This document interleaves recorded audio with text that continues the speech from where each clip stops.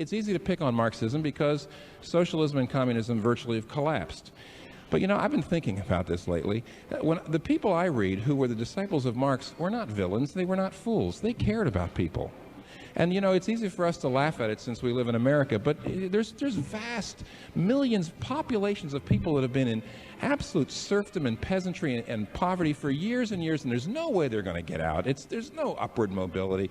And, the people that read Marx said, we got to do something about this. They weren't fools, they weren't villains, but what was Marx's mistake?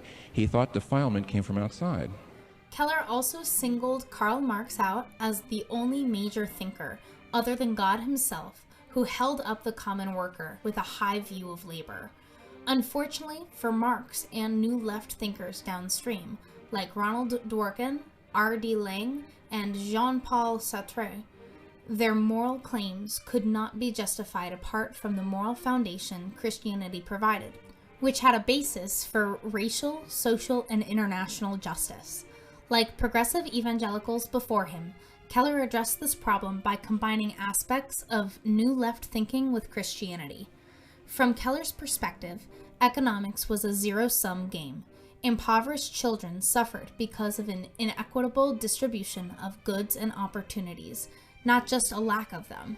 A friend of mine recently who's a pastor, was talking to a Norwegian man who had just moved into his community and went to his church.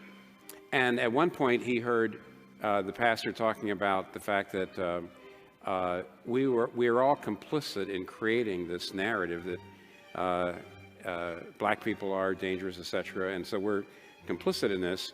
Afterwards, the Norwegian came up and said, "No, I'm Norwegian. No, it had nothing to do with it." And my pastor friend said, studies have pretty much proven that if you have white skin, it's worth $1 million over a lifetime over somebody who doesn't have white skin.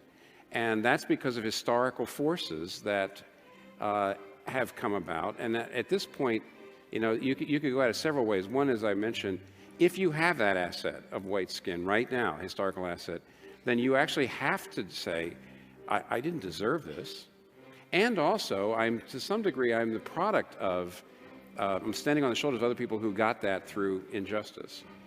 So the Bible actually says, yes, you are involved in injustice. And even if you didn't actually do it, therefore you have a responsibility, not just to say, well, maybe if I get around to it, maybe we could do something about the poor people out there. No, you're part of the problem.